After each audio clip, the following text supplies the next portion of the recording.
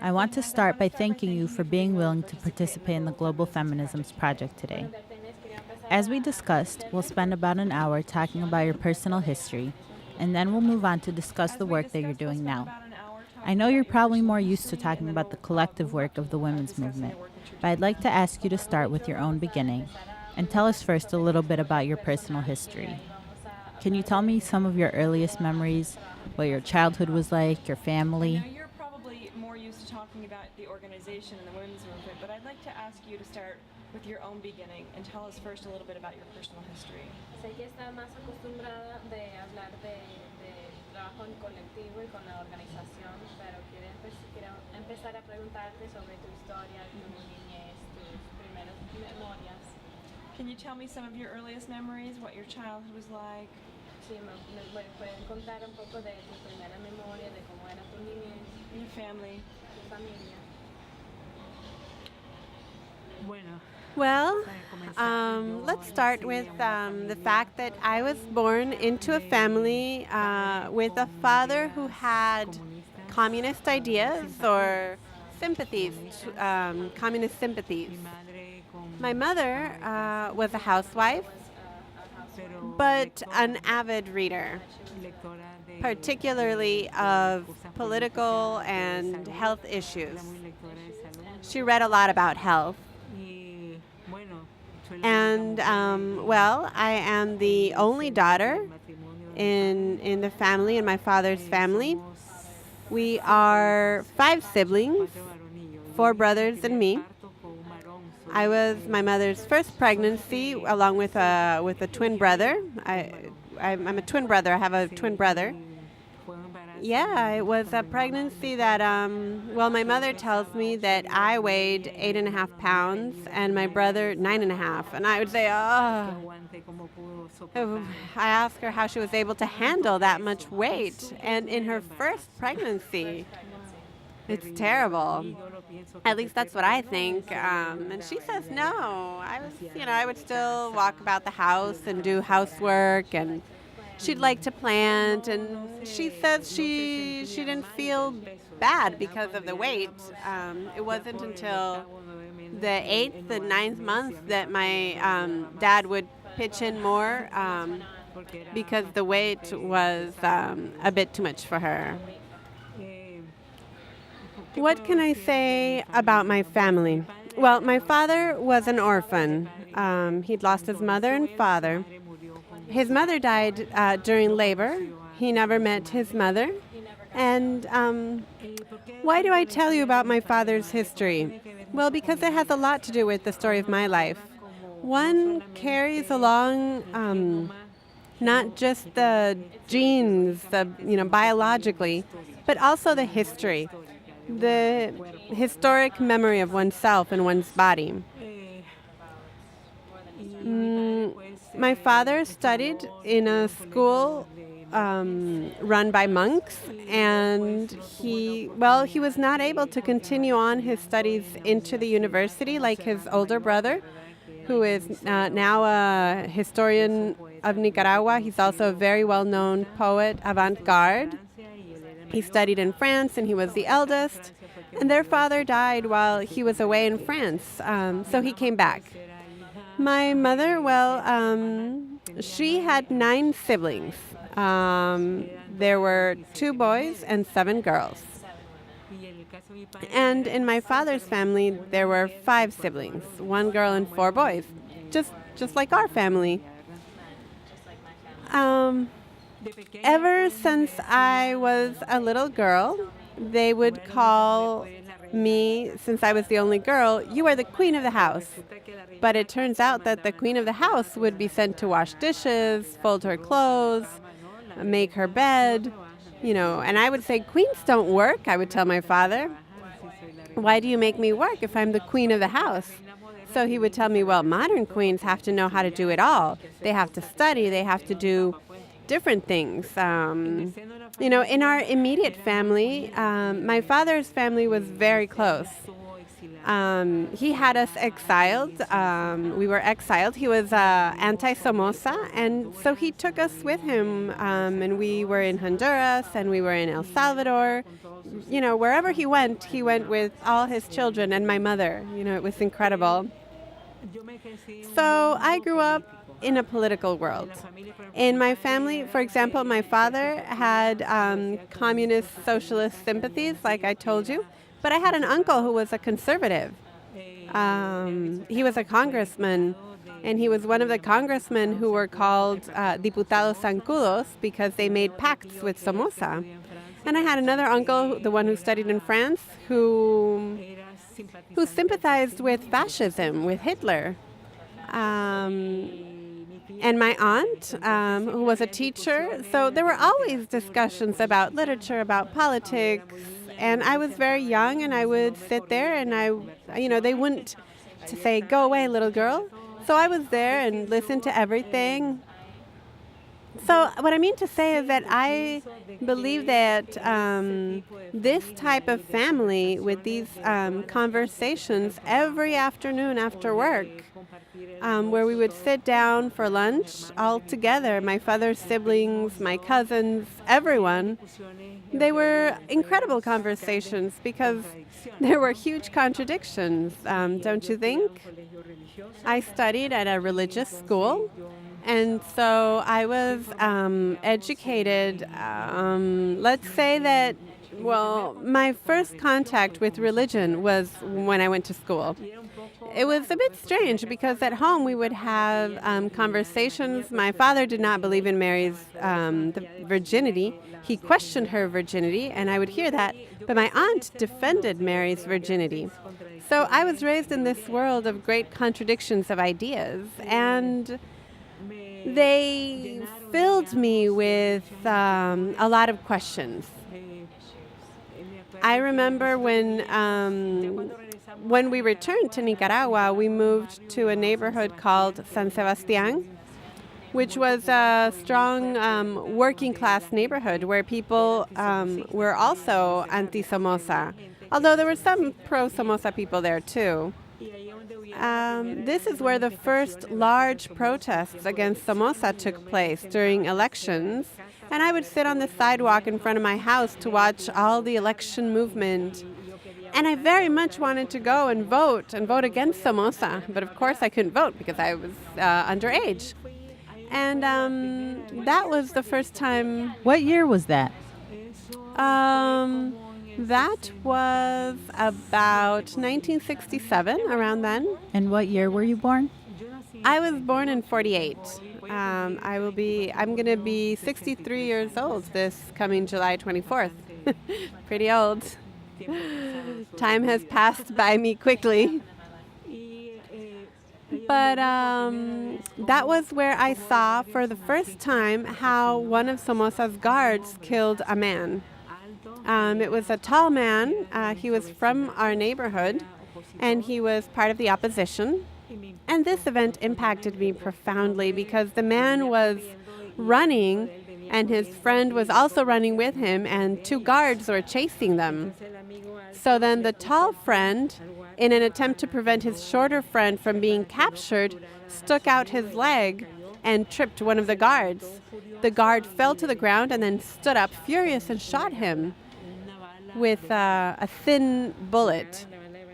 And it made a hole here, and his back just split open. I saw how his back exploded. So that impacted me a lot and developed a lot of rage in me against Somoza, right? And we were under siege for several days. Our neighborhood was, we couldn't leave the neighborhood because the guard, Somoza's guard, had us surrounded. The entire neighborhood was surrounded. The guard with their armored cars and the planes and small aircraft would fly above, and the people were in the streets. The kids and the youth, we were in the streets, and the parents would come out and take us back inside, and we would find a way to go out. So it impacted me deeply. I think that this is what created in me this profound anti-dictatorship sentiment. And you can see how even today I still have that profound anti-dictatorship sentiment that I reject what is going on these days. Sure, it's not as crude as before, But it's starting to show. When we take to the streets, they beat us with sticks and they treat us as if we didn't have no rights. With the revolution, we said that we had the right to mobilize, and now they're falling back on that. Well, that was part of the political motivations, the situation that the country was in. There were women who would become involved. There were women back then, and those women caught my attention. They would ask me, why do you want to join the Juventud Comunista? And I would say, well, because in my house, my father is communist, and I think that, well, it's a good thing. So they said, no, but you can't be here if you don't think for yourself. It can't be because your father is communist. It has to be because you think. You have to mature. And so that created a boom inside of my brain, you see. And so then time passed by, and I was in secondary school. I think I was in 5th or 6th year. 5th year, I think. I was studying at the Divina Pastora, and there were many protests going on. For example, Doris Maria Tijerino. I really wanted to meet her because she had been captured. I didn't know her, but I wanted to meet her. To me, she was a great example of a woman because she had been captured when, while she was in a house with Julio Buitrago, and they were members of the Sandinista Front. I was already beginning to sympathize with the ideas of the Sandinista Front. You never saw the Sandinista Front anywhere, but you heard of them all over the place. So it was like this mysterious and striking thing for the youth. So then when she passed by the school, I was on the 2nd or 3rd floor, and I ran to see her, and I told a classmate, that's Doris Tijerino. She's a heroine. I don't know where I got all of that. And we all went out to see her, and the nuns were all scared and came to get us. Come back inside, girls, come inside. So for me, that was another person who impacted me a lot. Later, I left school and I went to the university and I went to enroll. And sometimes I laugh when I tell this story because when I went to enroll at the university, what I really wanted to know was how could I enroll with the Sandinista Front. At that time, the Sandinista Front was still a clandestine movement, but I was so naive about the danger that I went to this office and I asked a professor who had this long beard because, you know, the beard, back then, the beard was a revolutionary symbol, you know, like Che and all that. So I approach him and I ask, where are the offices of the Sandinista Front? And the professor looks at me and says, don't ask those things in public. There are no offices of the Sandinista Front here. But you can go to the offices of the student movement. So then I go to their office and I knock and say, hi, I want to be part of the Sandinista Front. How do I become involved with the Sandinista Front? And everyone there was just so scared. I remember that among them, there was Edgar Munguia, Bayardo Arce, Hugo Mejia, and others. They all, a lot of other compañeros, and they all said, no, this has nothing to do with the Sandinista Front. We are student leaders of the student movement.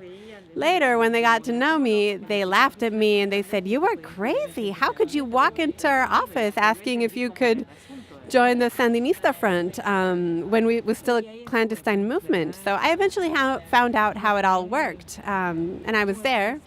After that, I was imprisoned for a while at night for a few hours. This happened when we would organize protests with the Revolutionary Student Front, asking for the political prisoners to be freed, not to be tortured, and all that. And I remember that here, right over here, was the La Aviación, and now this is a gym called Ajax Delgado. So life ironic, don't you think? Now they're my neighbors.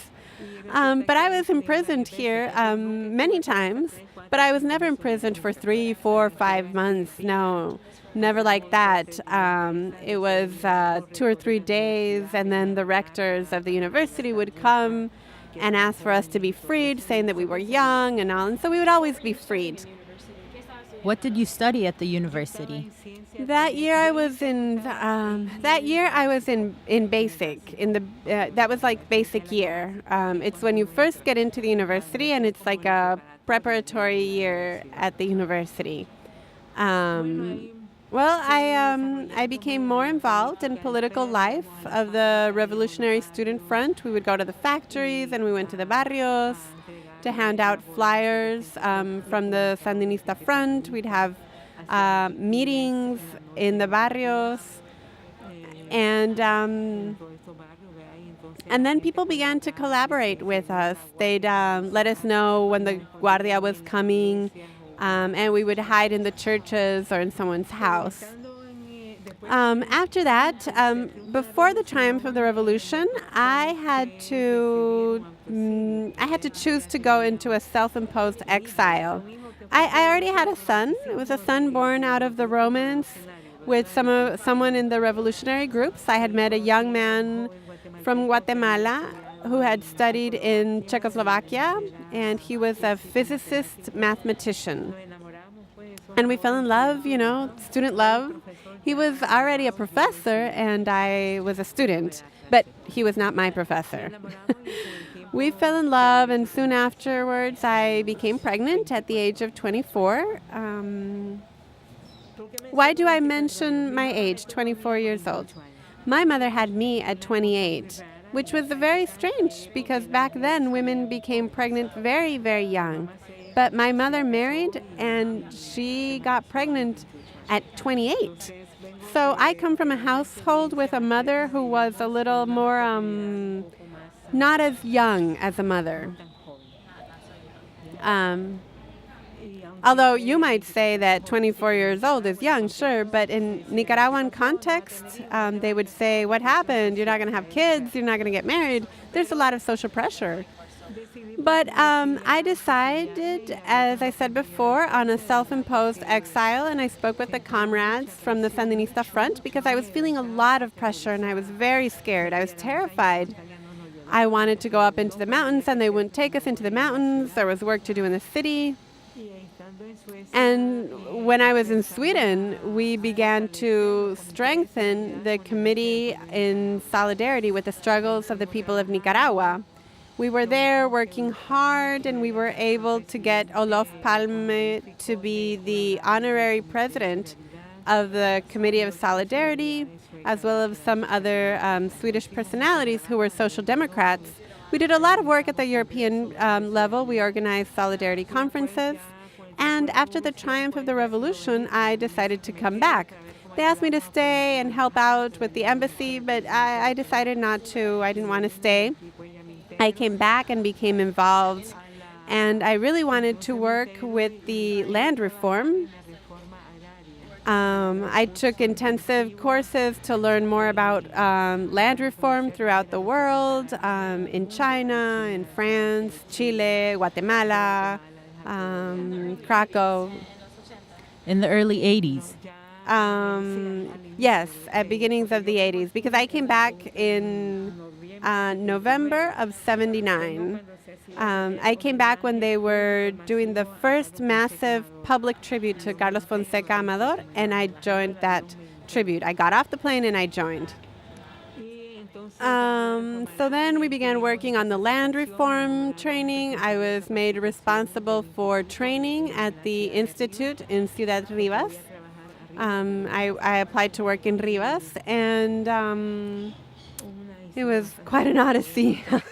I'll keep it short. Afterwards, around 1984, I was able to get them to relocate me to Managua because I was in the 4th region. The country had regionalized by 1984. It was starting to regionalize. I began to do follow-up work with all the radio stations in the 4th region in journalism and campaigns and all of that. The first program that I worked on in the Southern Front in Rivas was a program where we spoke about women, about women's health. We talked about abortion because I had just returned from Sweden, right? And over there I was able to see how women handled their sexuality. They were so free. Libertines, they would call them here, but I would say they were free. They had sexual experiences before getting married. It was the complete opposite of Nicaragua. In the environment I grew up, if you had sexual experience before marriage, it was a social scandal, whereas over there it was the norm. So I was inspired by how Swedish women lived their lives, how they didn't have kids at a very young age. They weren't worried about having kids. And who were you working with at that time? In Sweden? No, when you said when you moved to Managua, you started to work in radio. Oh, still with the Sandinista Front, with the Sandinista Front and the regional committee. The selection process for the second promotion of the Sandinista Front was going on. And so I asked to be relocated. So I was sent to an office that was more about party organization. I didn't really like it because I had come from working more on advertising and promotion. And the people who worked there were more open. They liked discussing different things. But people in my new offices were much more symbolic. I didn't like it, but I had to take it. This is where I had my first experience in putting together questions for the committees to evaluate the new FSLN militants. So I included a question on how they got along with their partners, if they hit them, if they respected their partners, if they forbade them from participating in politics, because I had seen that there were many militants they were great militants, but they didn't allow their women to participate in the FSLN politics. So I went ahead and included many questions like this, but my immediate supervisor said, no, they'll never approve it. And I made my case, and so we had a meeting in the office about what relationships between men and women were like, honestly. For me, it was important that the new militants be evaluated on this, maybe not to measure whether or not they were well qualified to militate on the FSLN, but as a mechanism for self-reflection, so that the men would start thinking about how their relationships with women needed to change. I remember that, so we had a discussion about this, and the psychologist came and told me, these questions are good, they're excellent, but you should be the one to take them to the regional committee. Me, by myself. So I went by myself. The team didn't come with me. I went by myself, and so I presented my proposal, the questions, why I included the questions, and I made my case and all. And then the political secretary, Carlos Carrion, he says, but with those questions, nobody was going to want to be part of the front. Well, that's a shame, I told him, but we have to reflect on these things. We need to change the behaviors of our compañeros, as well as of their daughters and sons. And the proposal was not approved. But I think that this was my contribution based on my intuition, in what I had seen and what I had read. I saw, for example, that in the rural areas, in the 4th region, how men would hit their women or they would burn them. And it was like a mindset, a feeling that grew inside of me.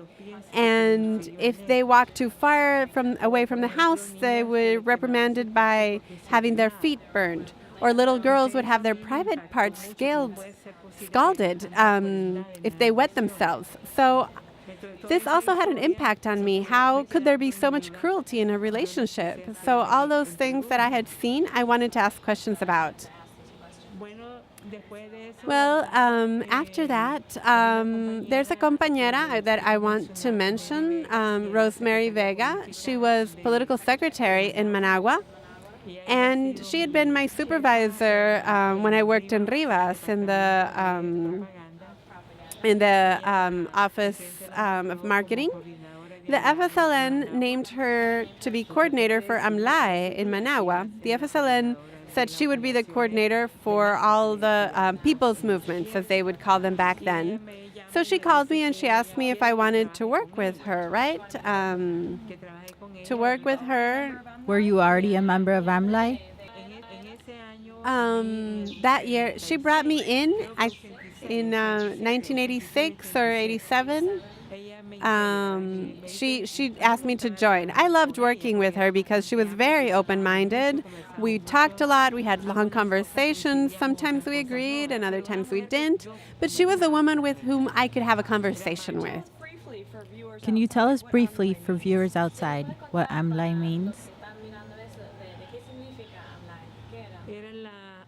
It's the Luisa Amanda Espinoza Association of Nicaraguan Women.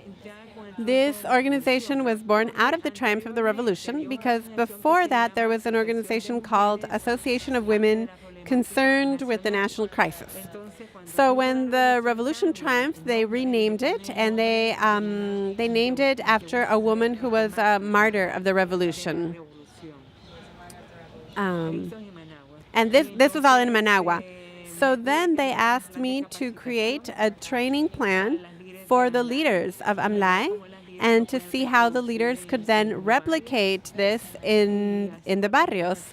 So we drew up a plan and she approved it, but there was some resistance from the various leaders because they were used to working with issues related to really related to party politics. For example, MLi decided to make these rucksacks for all the mobilized individuals, both the reserves as well as those in the military service.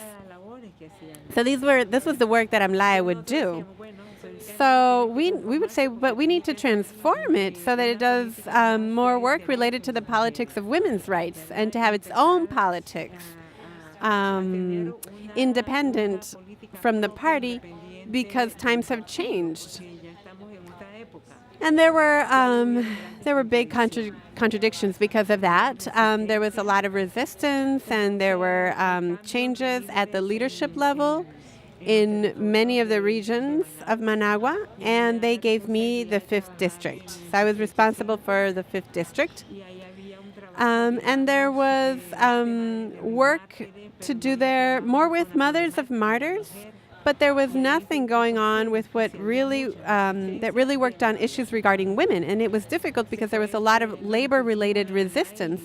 So we discussed this at MLi, and we said, okay, well, so there's resistance, but why is there resistance if it's something that helps women advance? But in a sense, I think that there was also some expectations about that we would lose the status quo. Later on, they sent me to work in the 4th district with the same compañeras, which I did. So there were some changes at the regional management level. There were a lot of changes. So then we had to work without funds. Well, MLi didn't give us funds for the work that we did. So we had to go out and look for our own funds. In that sense, in the 4th district, I came here as part of the party's structure.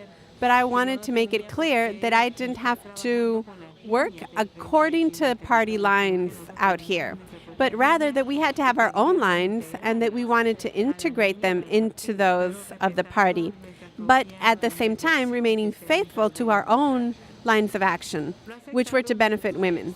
They accepted this diplomatically, but in practice they didn't. Eventually, sometime later, there were some discussions at the MLi Assembly. It was on March 8th, and there were 3 groups that wanted to really go deeper in our work regarding violence towards women, to go deeper in our work regarding the reality of pregnancies that were being forced into through rape because it was a man's decision and not a woman's. So we shared these ideas with these 3 leaders. It was Nora Meneses from Xochitl, Luz Marina from 8 de Marzo, and there was me, and I was representing Itza, representing the collective. But before, we weren't a collective yet. We were just grouped as a territory under the FSLN. We struggled in the assembly, but we arrived there with the idea of becoming independent from MLibrary and from the FSLN. We would have meetings amongst ourselves and discuss how it was impossible to change the ideas of MLibrary's management because they wanted to remain with FSLN while we wanted to work on women's issues. What year were you addressing those issues? We really started focusing on these issues in '89. It was a process from 1988 to 1989, but by the end of '89, the need for us to become independent was much stronger. And at the time you were talking about Itza becoming independent from MLibrary? We weren't called Itza, not yet. We relied on the participation of women from the entire zone surrounding the lake, from San Jose Oriental, from Eden, from San Cristobal, because we worked in the barrios. We didn't have a house, so women would let us use their yards to do our work or for discussion sessions or reflection sessions. We used their backyards. We didn't have an office or typewriters, just backpacks, paper, and the desire to create change.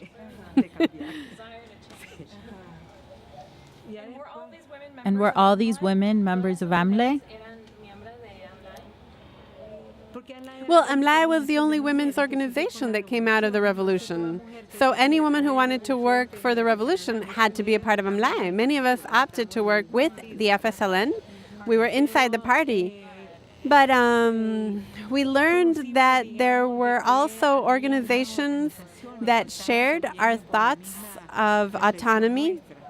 We talked about autonomy from the FSLN and from MLibrary, and so then we began to assume that concept of autonomy, to have political autonomy, ideological autonomy, to do the work that we wanted to do, to transform the lives of women, to deal with subordination, with the multiple forms of oppression, such as violence, abuse, rape, all of that. We were utopic. We had big dreams, really. We were dreamers. But we also liked to finish the work. And we worked hard to do so. We didn't just stay at dreaming. After that, we had some discussions. We realized that there was an office on women, that the unions were also being heavily criticized. The office of the secretary of the Sandinista Central was also criticizing the unions. And so there were many processes of detachment that were of political, ideological nature. There were detachments at the ATC, the leaders from the ATC and the leaders from CONAPRO, which was a professional degree union. There was Milu Vargas and some other compañeras that were working on that. And there was a newspaper from the revolution, a magazine called Gente. I want to mention this because we really lived that magazine, which was led by Sofia Montenegro. And well, Sofia, she would write whatever she wanted to write about because she had very progressive ideas, and we would all read it. I don't think she realized that we read it. We would buy it, and we would discuss what she wrote about in the barrio. So we read and shared it. It was like a support pamphlet for us in terms of reflecting our work. We also looked for what Clara Zetkin from Germany wrote, or Inés Armand in her letters to Lenin. We would read them and try to learn a bit about them, and we would share it with the people. So then some people within the FSLN would say, but these women are crazy teaching people about theory. What do the people want to know? What do the people care about theory? The people are interested in having food and having good health. Well, I will tell you that, yes, they were interested in theory. And women would say, oh, wow, I didn't know about this.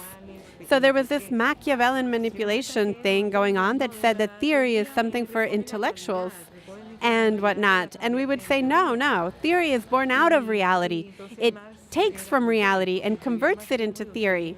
And what's more, we asked why. Because, Marxism was theorized and the FSLN followed it. And what about Lenin? He was a reader, and he was also an author.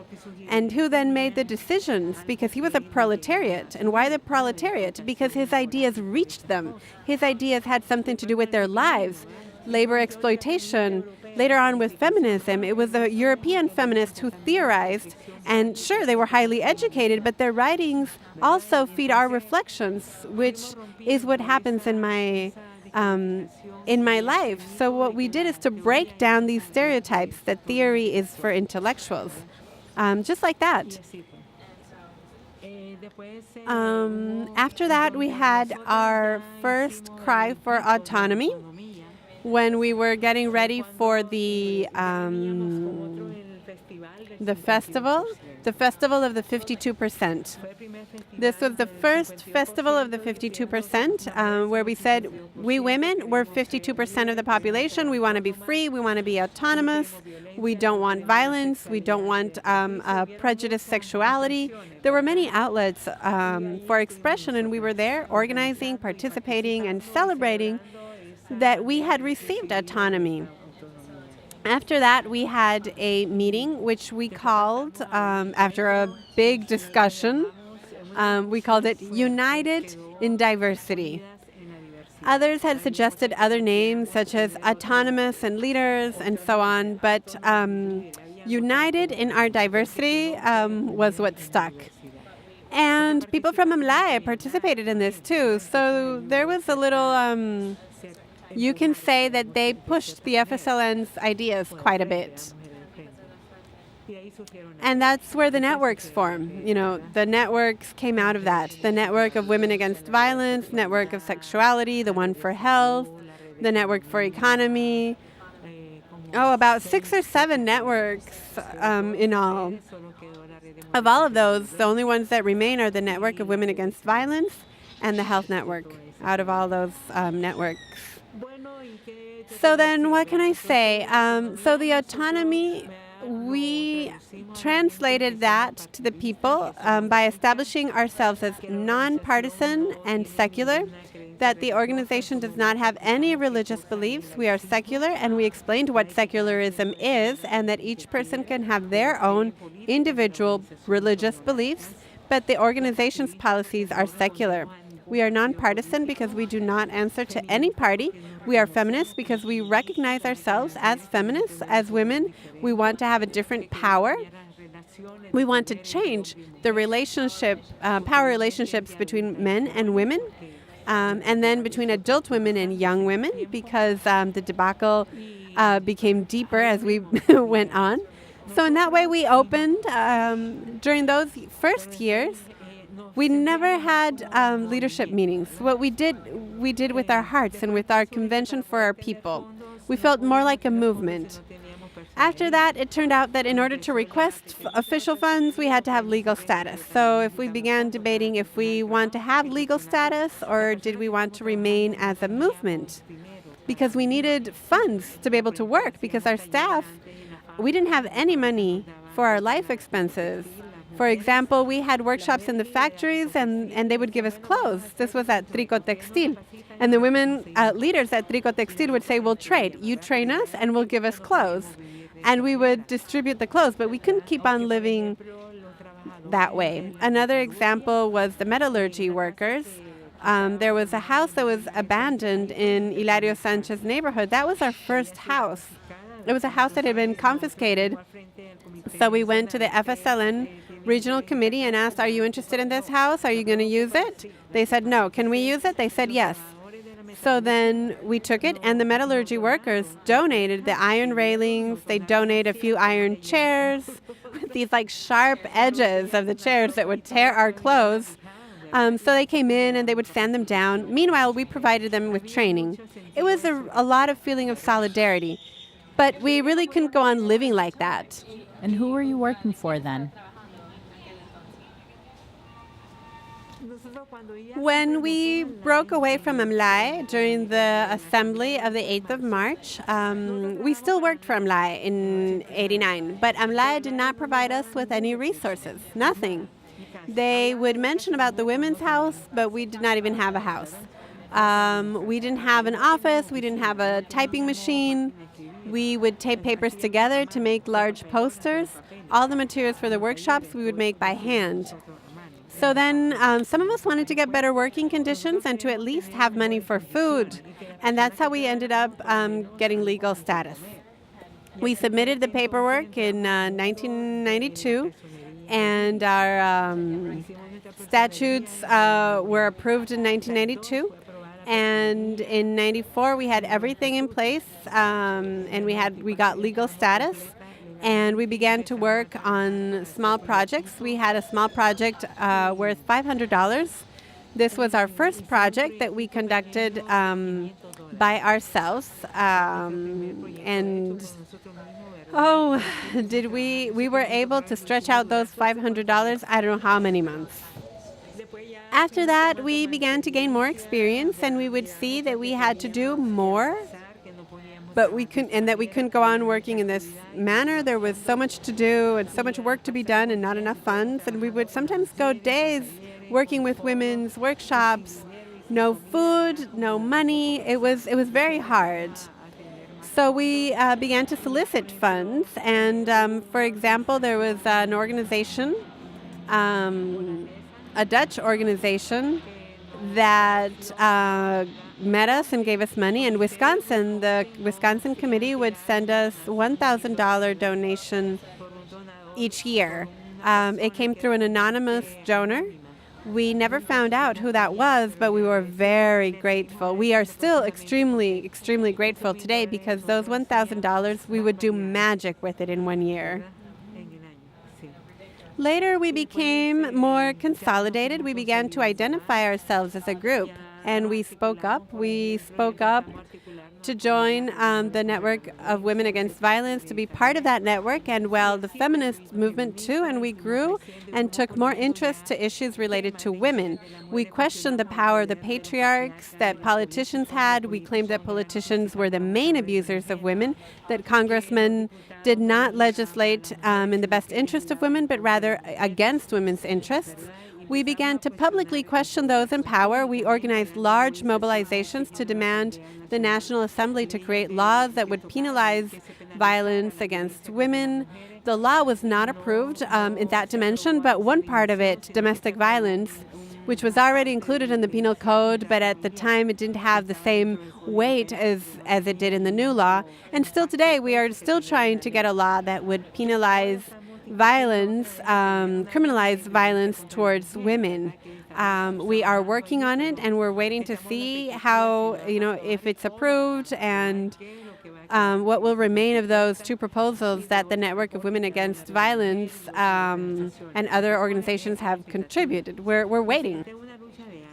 So we're waiting. It's a struggle that takes years. First we had in 2006, it was such a hard blow for us, for the women's movement, when they repealed the women's right to abortion, when the women's life was at risk.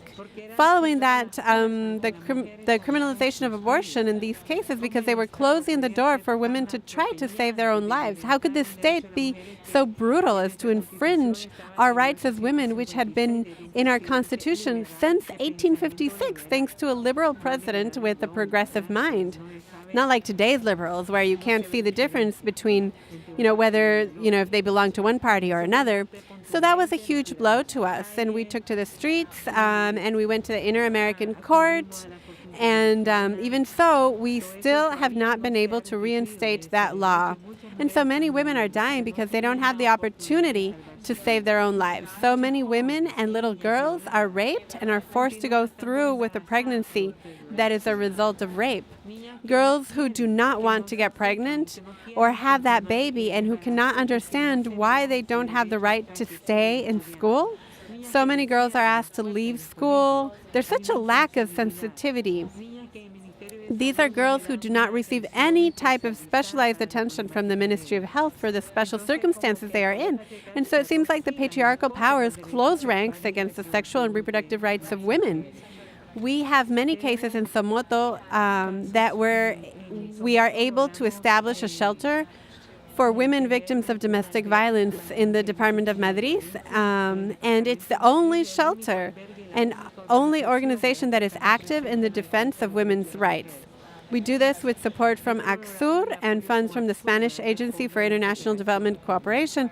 And we've had girls raped as a result of all this. Can I switch gears a little bit and ask you to tell me briefly about Collectivo Itza specifically? How did it start and what are the areas of focus? The Itza Women's Collective began, like I said, in 1989, 91.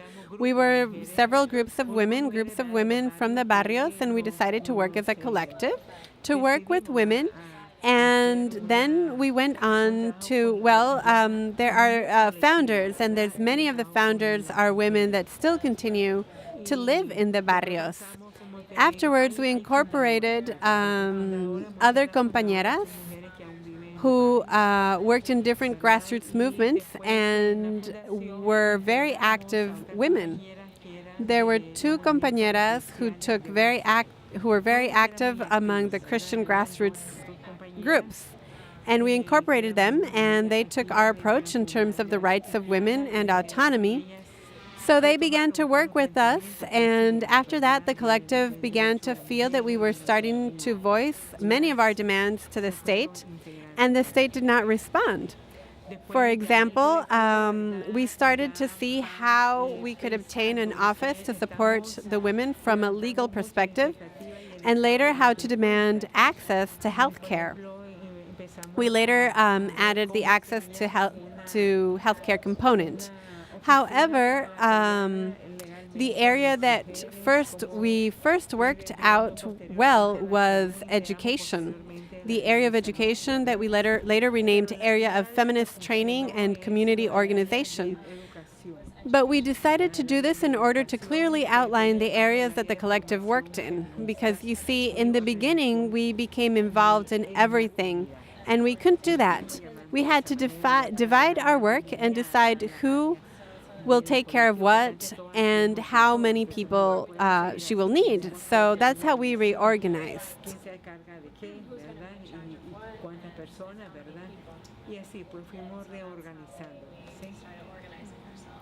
I want to tell you that in that first house, there was a project that Comandante Doris Tijerino, who was the AMLAE coordinator at that time, she had set up this project and asked us to turn the house back to them because they were going to start a clinic for female laborers. But no one had ever asked us about it, and we had gotten that house through a conversation with the political secretary, and we had, improved the house. But they, asked us to turn this house in, and we said, but this house doesn't even belong to AMLAE. But they already had the funds to begin the project, so they came and they told us, hey, you know what, there's this other house that we have, and you could look at it. I don't think you won't like it. It's a nice house. She was very curt. So we came to look the house. We came here with all the women. We invaded it, and we saw that, in effect, it was worth it. But there was just one thing different, a bit strange. The entrance was strange. You could see from there into this part of the house. So, we took it, and they agreed to hand us over the deeds to the house. And up to this day, we still haven't received the deeds. But we're here. So now we're trying to get this house officially in our name as the collective.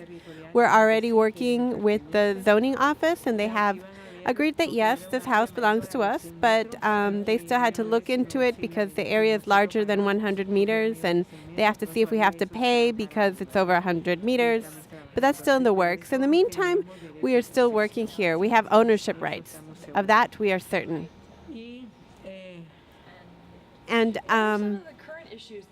what are some of the current issues that Colectiva Itza is working on?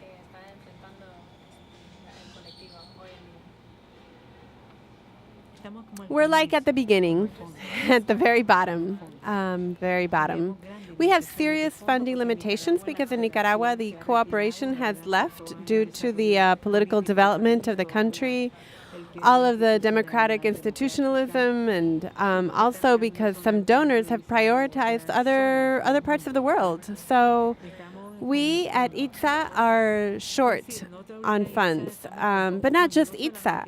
In general, this is the main problem for all women's organizations. We have to compete for funds amongst us, but there's nowhere to compete. Organizations, for example, the European Union, we've presented projects, but their technical parameters are so high that we're unable to access those funds. But we've built alliances with other organizations and worked on joint projects, but they haven't been accepted. They'll tell us, well, you received 85 or 90 points, but regrettably, you cannot access the funds. So if we have a grade of 90, why can't we get the funds? Because 90 is a good grade. It's not bad. So, so the EU is an area where there are funding opportunities, but it's very difficult for us, for women's organizations, to get it. We don't have a way. They're the ones that have all the money, and they say that they want to work in the area of women. But those of us that work on women's issues, we just find it impossible to access those funds. Is the collective active on the femicide bill?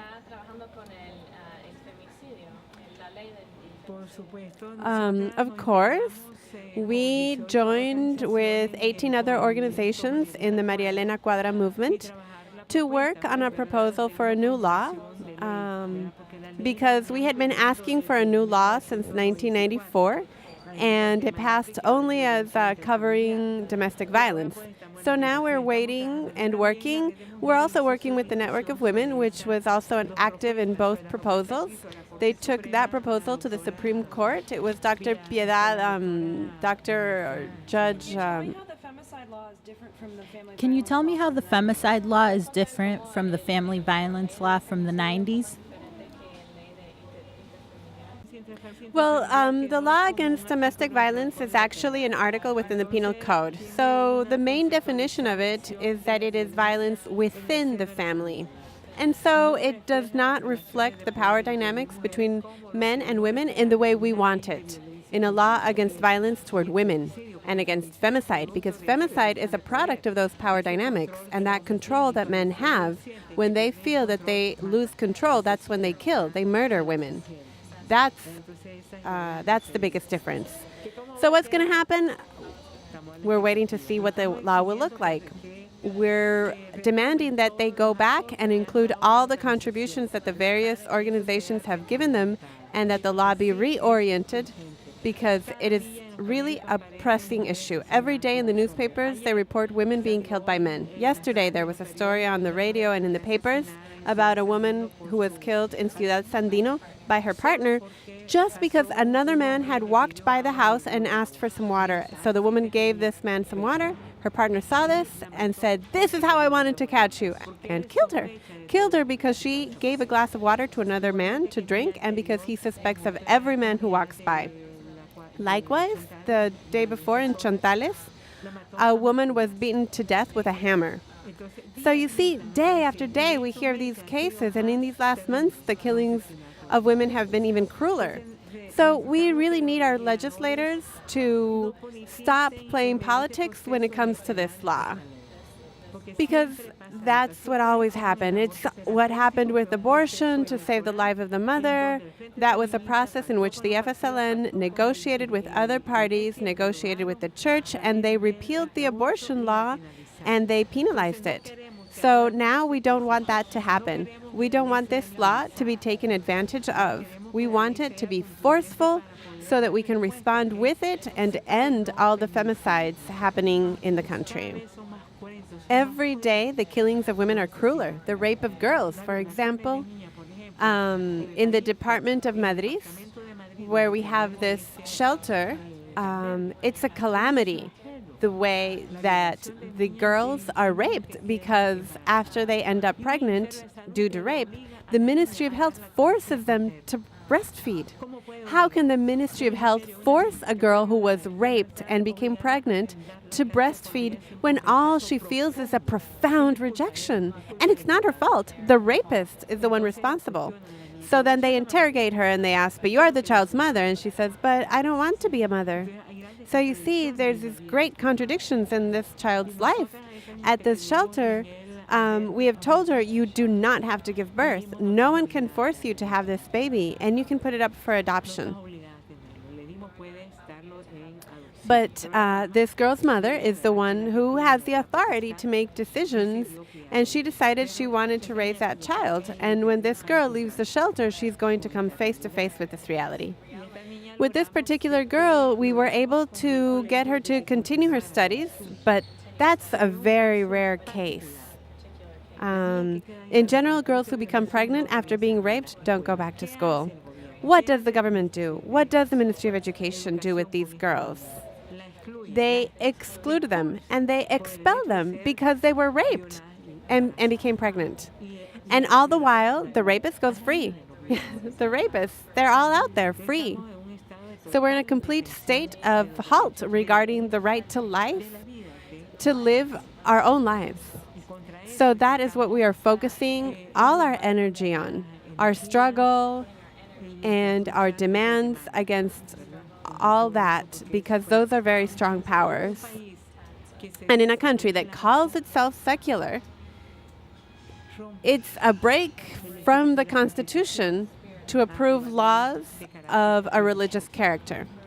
A country that says it is respectful of human rights breaks with, does not actually respect human rights. A government that says it believes in gender equality, what kind of equality is it talking about? Gender equality becomes visible through concrete actions, through policies, through programs, and through specific budgets. We all think that we don't have trust in the government due to our national history, but we have to keep up the battle. We have to keep fighting. Can you talk about the role of La Boletina in the struggle? But can you back up and first tell us your role in the creation of La Boletina?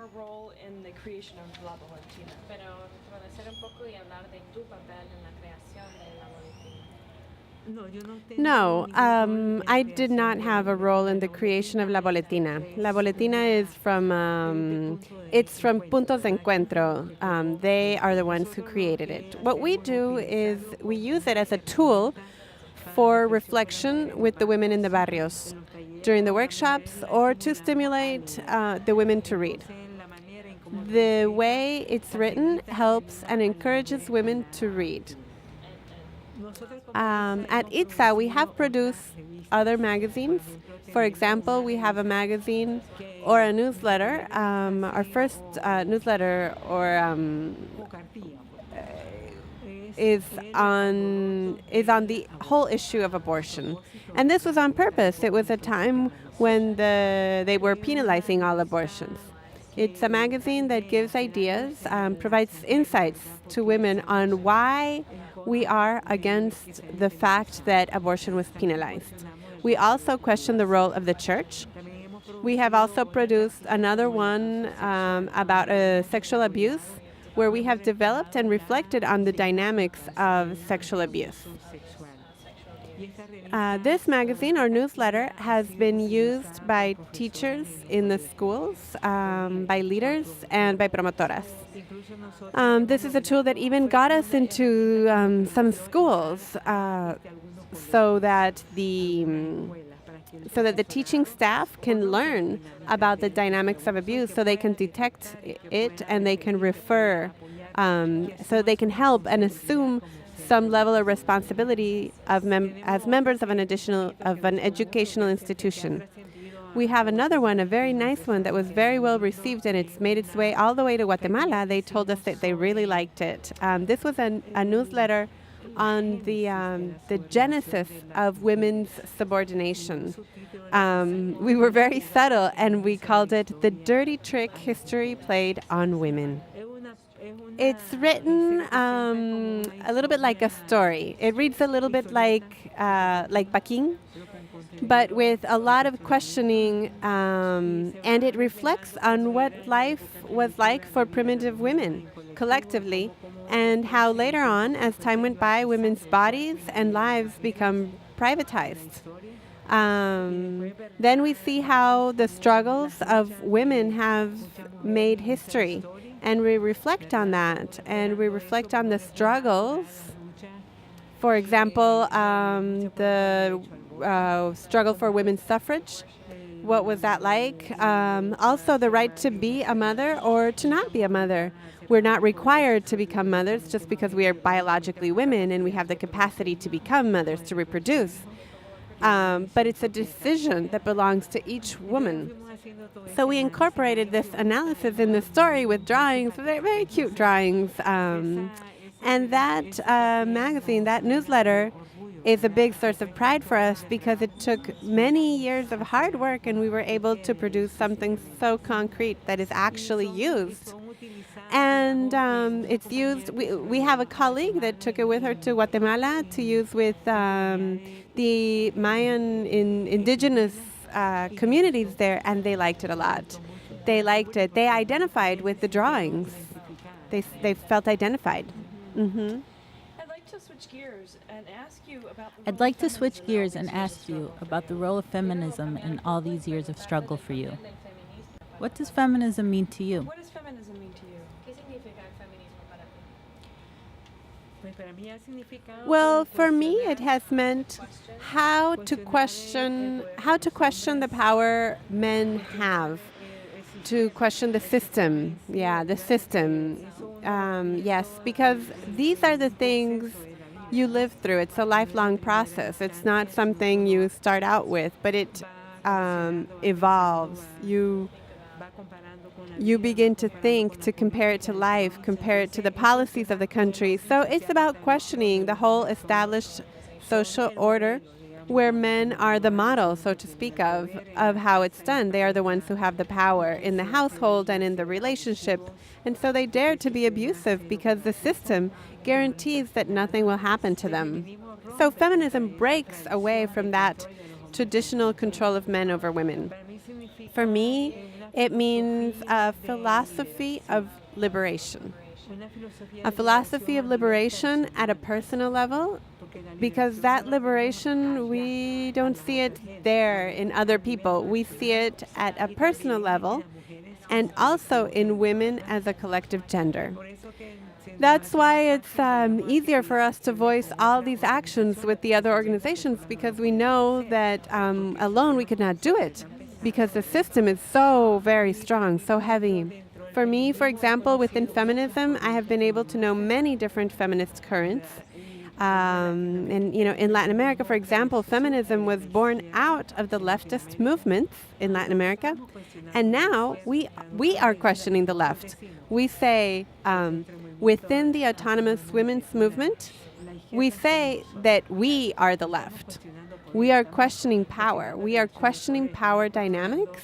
We are questioning the oppression dynamics, different oppressions, the indigenous woman, the black woman, the Miskito woman, Garifuna, white, black, mestiza, poor, student, young, rich, a woman who never had the opportunity to further her studies. We all cross the tragedy of subordination of multiple oppressions. For me, feminism is the way for women's liberty. And we have the right to be free. And are you a feminist? I am a feminist.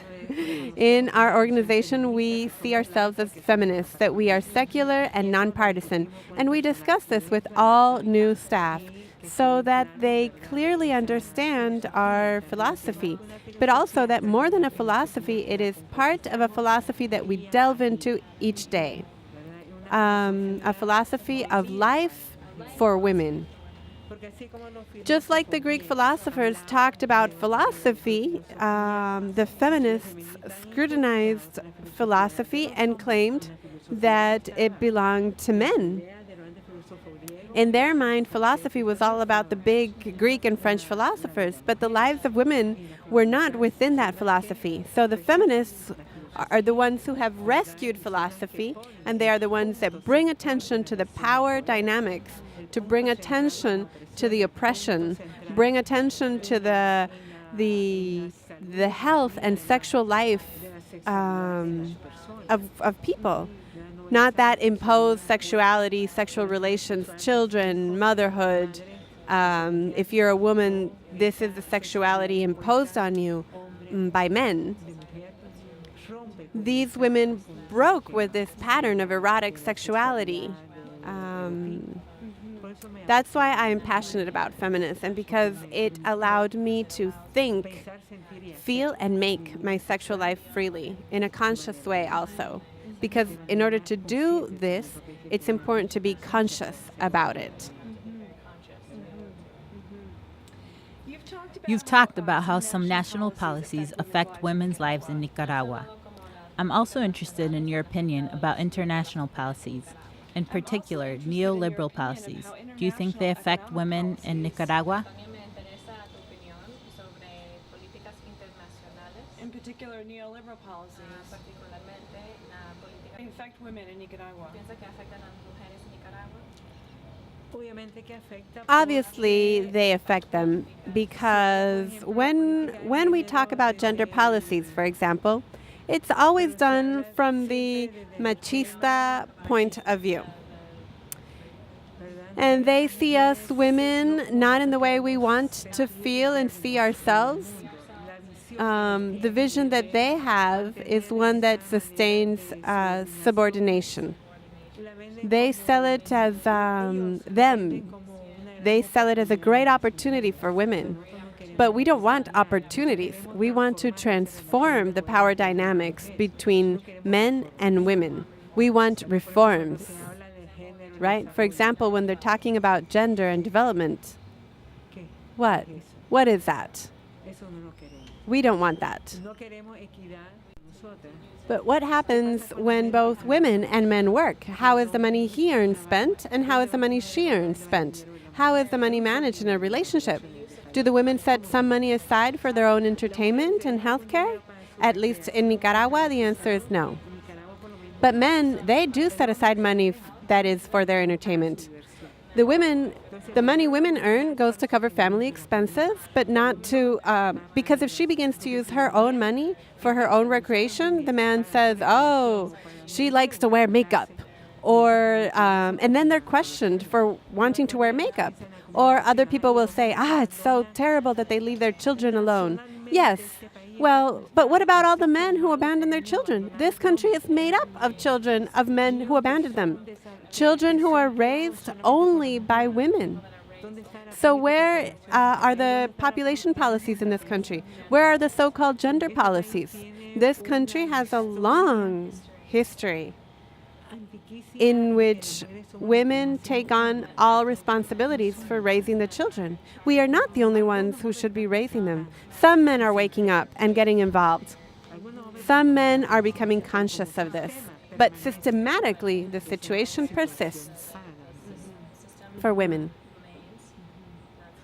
Well, Bertha, I promised to keep you at an hour, so I'm going to end here and thank you very much for your thoughts and your time.